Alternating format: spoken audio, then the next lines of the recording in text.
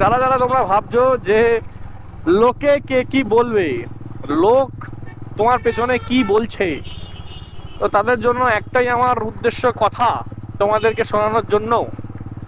লোক কিছুই বলবে না, তুমি মরে যাবে। লোক তোমার সাথে এসে পেট ভরে ভেটকি মাছের পাতুরি আর ডাল আলু ভাতার সাথে একটা কাঁচা লঙ্কা চিবিয়ে চিবিয়ে খাবে, খেয়ে বলবে আহ কি আরাম।